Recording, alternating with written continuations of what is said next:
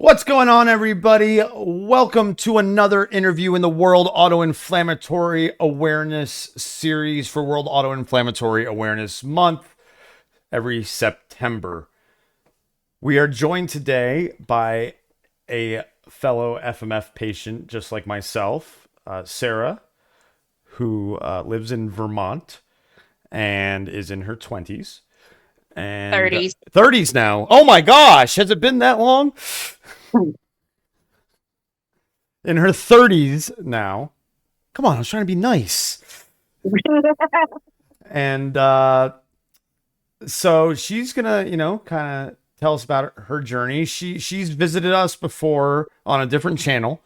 So everybody here at the FMF and AID Global Association YouTube channel is possibly meeting her for the first time. And make sure you do click that subscribe button and like this video, please. Now, Sara, how have you been doing? I've been doing really well. About a month or so ago, I had a really bad flare up because I traveled to see my best friend face to face for 2 weeks. And those 2 weeks, I was doing really well. And as soon as I got back home, about 2 days later, I had about a week and a half long flare up. But I got the medication in me. I got my infusion, which helps, and I'm doing well. Good. Now, tell us what was so special about that trip. I've known my best friend for it'll be 6 years next month, and we've been planning a long time to meet face to face. And she's more than my best friend. She is basically my sister. And meeting her face to face was absolutely amazing. We didn't have to go out, do a lot. We could just sit at her place, chill, watch TV, and just be completely open with each other. And there was no judgment. And it was amazing. Because you met her in the groups on Yes, Facebook, I right? met her through the FMF Facebook group. It'll be exactly 6 years next month that I met her. And That yeah, go ahead. we were supposed to meet around this time last year, but we both Oh, got really sick. I oh, was in a really bad flare up. I was in the hospital with a FMF flare, and also not known at the time, but gastroparesis as well. mm. And what you talk about, being able to meet someone in the groups. Talk about before the groups. Talk about kind of your journey and our theme is navigating the medical maze. So kind of talk about your maze that you kind of had to navigate growing up Um, and reaching that point. for me, it took me 5 years to get diagnosed. I started having symptoms at the age of 7, and I didn't get diagnosed until I was 12. And I kept going to the ER. I kept having fevers of 99 to 100. My white blood counts were extremely elevated. I was having nausea, vomiting, abdominal pain. At the time, I didn't have the joint pain that occurred Mm. in my early 20s. And the doctors kept saying, oh, it's a stomach flu, it's a stomach bug, she's fine. And with that, my mom's like, same time every month, my mom's like, no, there's something going on. And then I was 12, I went to the ER, they did a CAT scan, and they thought it was my appendix because my appendix was severely inflamed. And when they got in there, there was a lot more that they saw. They got what they bargained for. Not only was my appendix inflamed, so was my intestines. My fallopian tubes were both scarred. I had scar tissue. Oh my They almost gosh. removed my fallopian tubes at the age of 12. They Oh had to my bring in an gosh. OBGYN. They had to talk to my mom. And there's like so much adhesion. And now I have pelvic adhesion disease from repeated flares. Oh. And And that was from most likely from not being diagnosed fast enough, right? exactly. Talk about And I got several different diagnoses. yeah, I I was got gonna say. abdominal migraine. All they knew is I had some kind of periodic fever syndrome. They just didn't know what one, and they didn't really look in the right direction. until I was sent to a doctor in New Hampshire, Hmm. where she's like, well, everything sounds like this. And she sent me for genetic testing. And sure enough, it came back. And then I went to Massachusetts, a children's hospital in there, saw a doctor. And then that's when he confirmed, yes, you have FMF. So the genetic test did confirm it, or were you, Yes, it you did. okay? Okay, perfect, awesome. So you were never clinically diagnosed because they didn't know which one you had. So they wanted to make Exactly. sure that they got it right. And you don't hear that story a lot. That's Yeah. despite the 5 years of trying to figure it out, because let's face it, that's the case for many mothers and parents having to take their kids to the ER, and kids get sick a lot. So a lot of times these doctors will just dismiss it. But it's finally you got some respite. What was it like for you? I mean, because you were starting to become a teenager. It was high school's coming up. To kind of talk about navigating life then. I missed, there were a lot of missed school days. In a school year, there were a lot of having to bring school work home. I had one teacher, she was absolutely amazing. She gathered all the schoolwork for my classes, got it together, brought it to the office, and my parents picked it up for me. Nice. And I did my schoolwork there. Middle school, I took a couple of summer Okay. classes to try to catch up. There were many missed field trips also, Mm. end of the year field trips Oh. because I was sick. There were other things I couldn't do. Like I wanted to participate in sports. I wanted to do like after school activities like be in drama club. I did do a play my sophomore year, and Awesome. that was doing that was really rough, but it was Mm-hmm. worth it. Good. Good. And having Yeah. teachers look at me like, why are you missing so many days? Mm-hmm. Like, why aren't you coming to school? And then I have classmates like, well, you're not here. How are you passing these classes? And that got me really frustrated. I'm like, because I actually put in the work, and it's been really frustrating doing that with school. Yeah, kids can be cruel. We're not gonna lie. Well, you can't sugarcoat that. Kids can be cruel. It's true. And but it's a lot of times because they don't understand, and the teachers Right. obviously don't understand. And I think part of our responsibility as patients, unfortunately, is to educate people, because there's there's so many people out there who want to learn but don't have the resources. But then as that was middle school, high school, as you kind of reached adulthood, I remember from our last conversation something that you did when you were 18 that to me showed a lot of maturity, and was an amazing choice that you made. Talk about that, please. As soon as I turned 18, I applied for disability because I knew I wouldn't be able to be out in the workforce, because one of the main reasons was because of my vision. I am legally blind. So I knew I wouldn't be able to see, and my vision just at the time just kept getting worse when I was 18, 19, 20. We later found out that I have a genetic condition where the shape of my eyes Oh. aren't shaped correctly, so which made the vision worsen until around my early 20s. But we were thinking inflammation as Mm-hmm. well. So between that disease and the inflammation, it kind of made things really hard for me visual wise. Also, I can't drive, so I have to rely on either my dad or a service through my insurance to get to doctor's appointments. Yeah, that I'm sure is very tough, not having that independence, that you would hope to have. But at the same time, you made a very independent choice when you turned 18, and I think a lot of people can learn from that. If you're struggling as a youth and you realize that when you turn 18, you're not going to be able to go to the workforce right away. I mean, just look at what Sara did.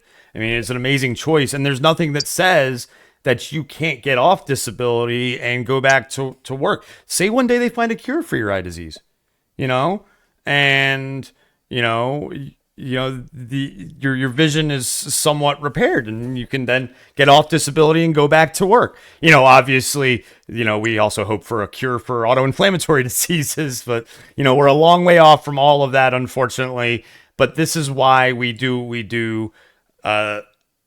This is why we're raising awareness while we're bringing people like Sara on.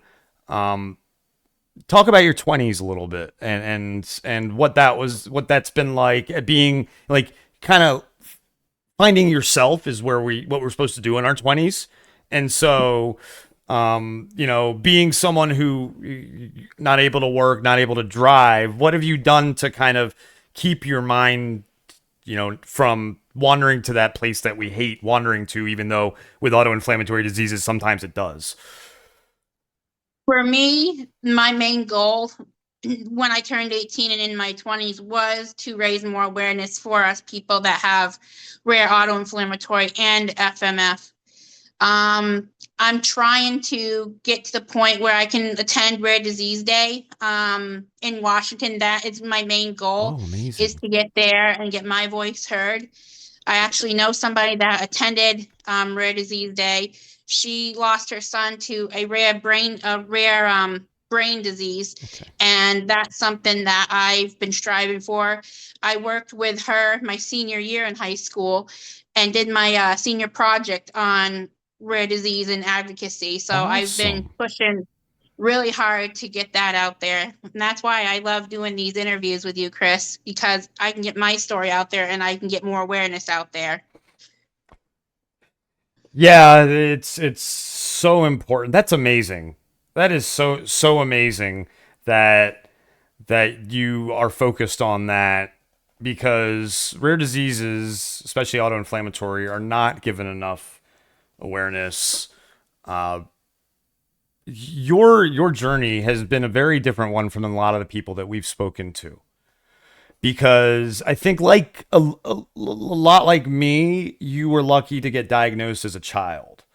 Yeah, And it has given you perspective on how to handle it a little better. Not fully, because we were never given the tools to handle this disease as adults, ever. No one can ever give us those tools, because you don't know what you're going to get. Like you said, your joints didn't start hurting you until you were in your 20s. right. Now you're in your 30s. What's going to happen next? You're back. I mean, you Well, know. actually, just about 4 or 5 years ago, I was diagnosed with pericarditis.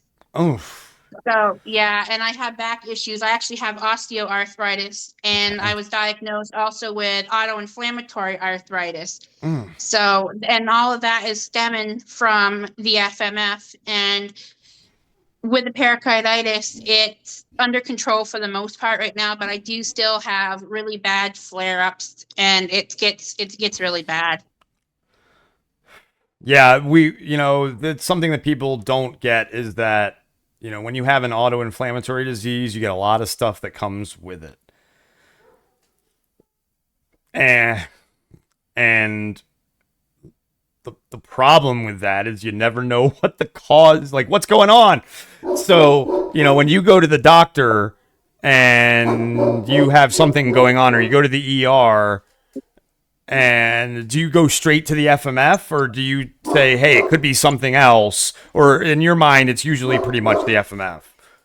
Um, my last hospital admission, I didn't know what was going on. I didn't think it was the FMF at the time because I didn't have the typical symptoms of a flare up. I mean, I had the stomach pain, I had no joint pain. I did have a slight fever, but nothing stood out to me that it was the FMF. But I met with my rheumatologist at the time. He's like, Sara, I think you're in a really big FMF flare up. I'm like, but I'm not having the symptoms I typically have with a flare up. He's like, yeah, that's the thing about FMF. It doesn't always present in the same way every single time. I'm like, well, that's great to hear. Yeah, again, like people do not get what it's like. I've heard a comparison, and it's a terrible comparison, but it's one that people need to understand. Is that having an autoinflammatory disease is like dealing with cancer. Just it doesn't kill you like that because Right. it's your body attacking itself, and it's scary to think about. And it's why we need to raise awareness. It's why folks at FMF and AID are creating training materials. They are trying to make sure the doctors are aware, make sure that us patients are aware. And the groups are huge. It was, he's probably gonna hate this, but you said hi to Mark before we got on the interview. I did, And yes. so uh, it's great that we have these groups, because when I was a kid, when I was younger in my 20s, these groups didn't exist. Mhm. And it's so heartwarming to know that you and Mark have stayed in touch. I mean, as soon as you mentioned the other friend, he knew exactly who she was. So it's this great connection that you all have created because of FMF and AID, because of the groups on Facebook, because of doing interviews like this. I what when you get to Washington, I need to know, what are you gonna do? I'm not sure yet. I'm definitely going to get my story out there. But like I said, I'm really excited. That is my biggest thing to do.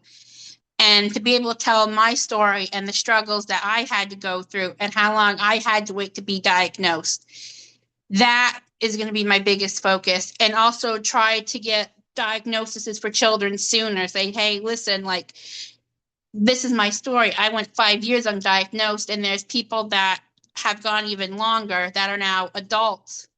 And there's probably still people out there that are undiagnosed and probably have FMF and don't even know it yet.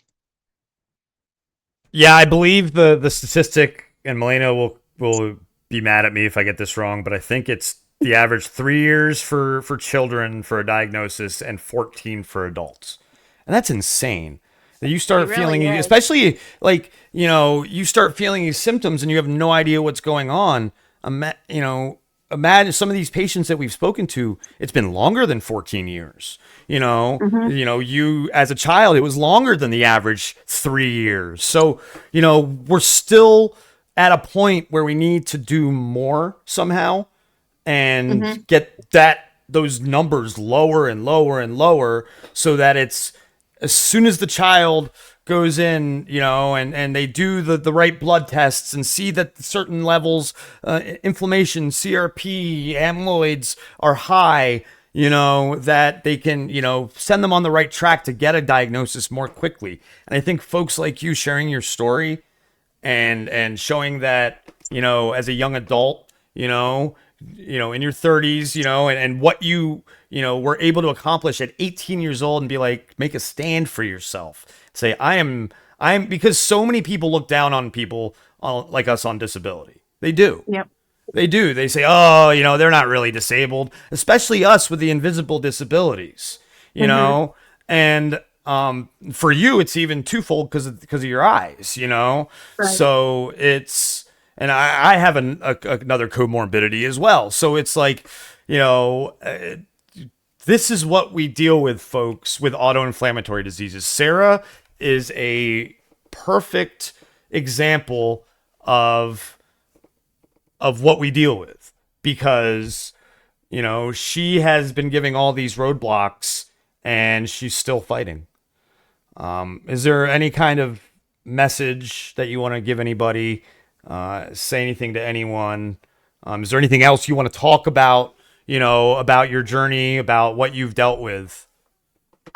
Definitely the biggest thing was when I went on my trip, I had to have wheelchair assistance Oh, because I could not, there was no way I'd be able to make my flight by walking from gate to gate. And that was the hardest thing for me because I am a larger set person. Mm-hmm. And like you said, I am in my 30s, and I was very skeptical about having to use the wheelchair assist because, as you know, like if you don't physically look like you can't walk or have a hard time walking, you get dirty looks like, Mm-hmm. oh, well, she's just overweight. She can't walk. Mm-hmm. When I Mm-hmm. first actually went in to get the wheelchair, I had one of the workers say, "Well, you look like you can walk just fine," and I had to bite my tongue.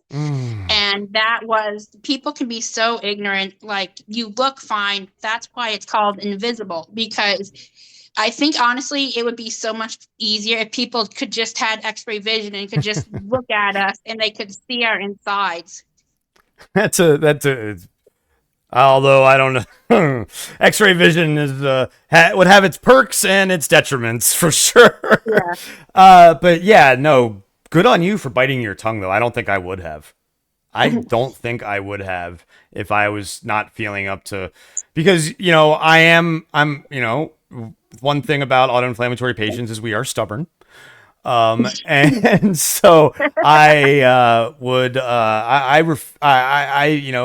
of me is like, no, I don't ever need some sort of assistance. But I think as I've gotten older, I've realized that it's not a big deal, and I think that's what we're all, we all start to realize a little bit. I'm sure when you were younger, it affected you a little more mentally, but now, you're getting older, you're starting to figure out your body. Your joints hurt a lot more than when you were in your teens, and probably a Mhm. lot more than when you were in your 20s too, because I know mine Oh, definitely. do. So just keep fighting, keep trying to get to Washington, and keep in touch with all the people in the groups, and keep advocating, and come back and talk to us again.